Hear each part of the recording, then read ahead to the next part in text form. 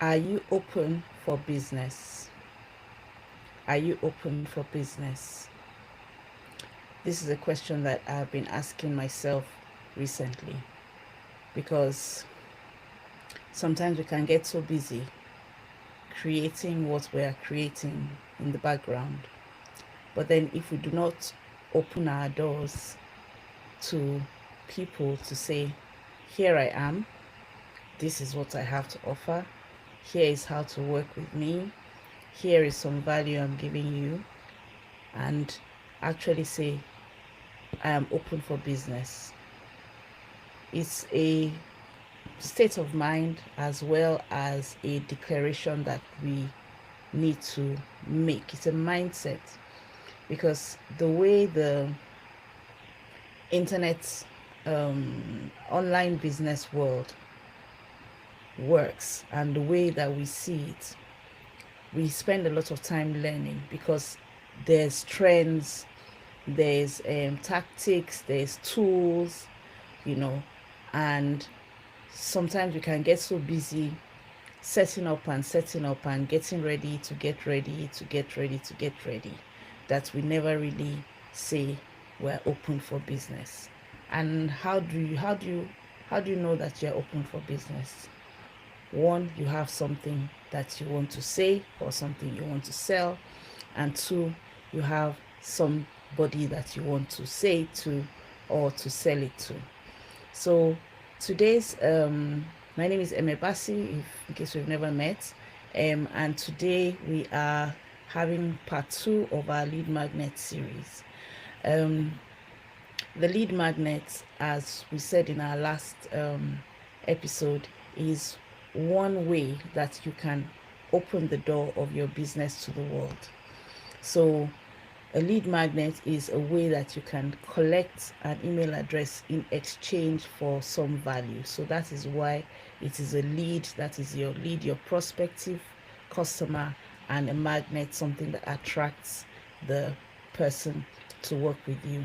Now, again, we said last time that a lead magnet is you need to create the right lead magnet for the potential person that you want to work with. So something that will attract them, something that will also show them that you have a solution to their problem, and something that will make them more likely to buy from you in the near future. So last week we talked about what I consider the most effective type of lead magnet for um, thought leader, and that lead magnet is an email, a free email course, or a free email mini course as a lead magnet, because that way it's does the it acts as like a lead magnet in the sense of it gets somebody gets it builds your audience, so you add people to your email list. But aside from that, it also acts as a value carrier for you, so it carries value, and also it helps you to build trust, to build your authority. Anyway, you can watch that episode, the last episode. So your lead magnet has to fit the person that you are working with. So but apart from that, the lead magnet also has to provide value to the person that you are working with. And if they do not have if they do not get the value that you have promised, then they you will not become memorable. So today we're going to talk about three types of lead magnets that a thought leader that I believe a thought leader should have or should use to attract people. Some of them are not as easy to create as others, but those three I think would be ideal for somebody who is a thought leader. Now, what's a thought leader? A thought leader obviously is somebody who has a solution. They are a solution bringer. So they bring a solution to the market that is to work with specific people. Like I have a couple of solutions. One of my solutions is actually this the email being somebody that can co-create with you your email mini course. Apart from that, I also provide solutions to non-profits where I can help them to with donor engagement, and also with creating and starting and creating a friends of organization.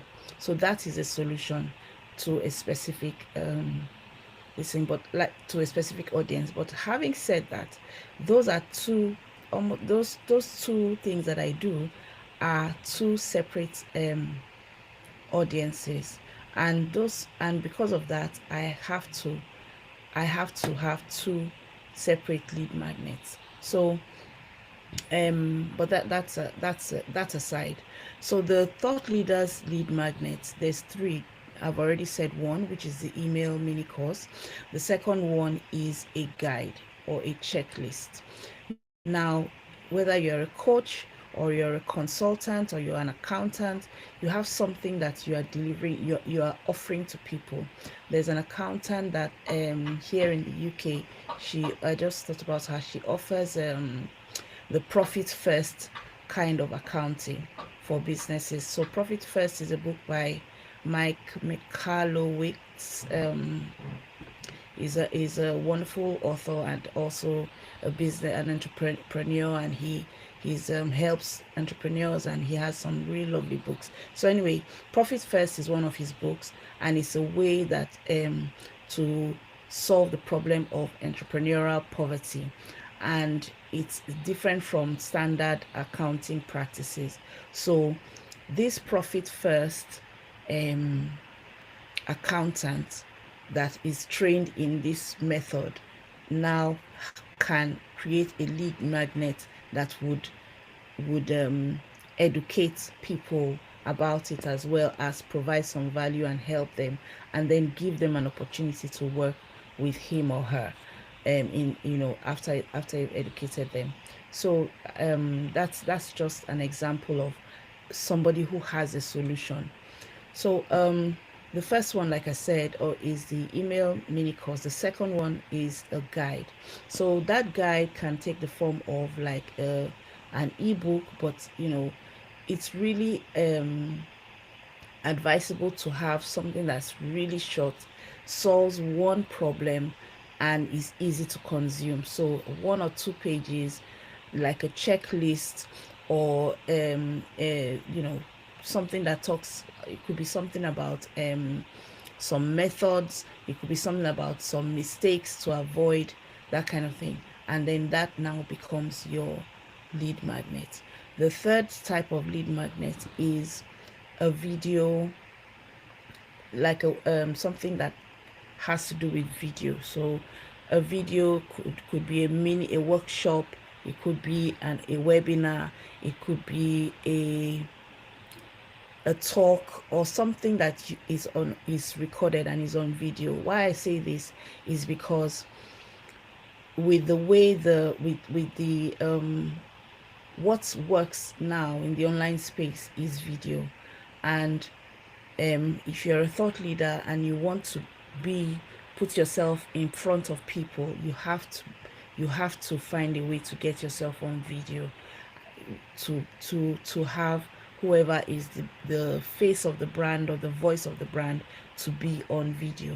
So that's why I said, so something to do with video. Now there's other kinds of lead magnets. You can give discounts. If you have an e-commerce store, you can give discounts to your people in exchange for their email address.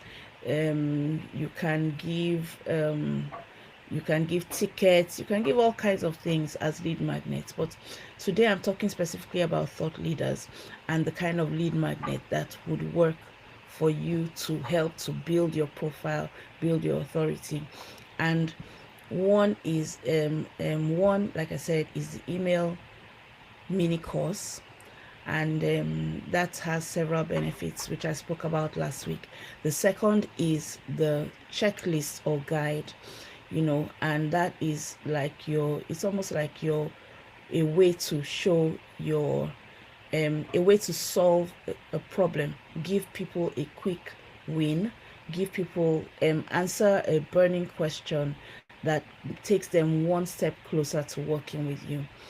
And then the last one is anything that is video related. So a video teaching, it could be a meditation, it could be a meditation session if you are into that, anything to do with that kind of wellness or health or holistic health, that kind of thing. It could be a webinar where you teach a particular thing or you solve a particular problem. It could be a workshop, paid or free, where you also teach a particular thing or solve a particular problem. So those are the three kinds of lead magnets that I advise for thought leaders. One more thing that I'm going to say, which I think is the most important thing that I'm going to say today, is that you have to validate before you create. It's something that I've been thinking about recently, and really you have to know who your ideal client is right from the outset. Once you know who your ideal client is, you will know what their problems are, what her problem is. In fact, it's not a there, it is a one person.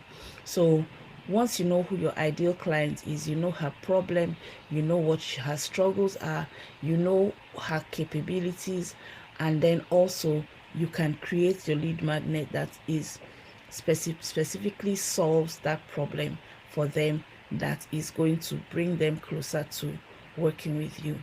So the second way to validate before you create is not just by creating, not just by, what's going on?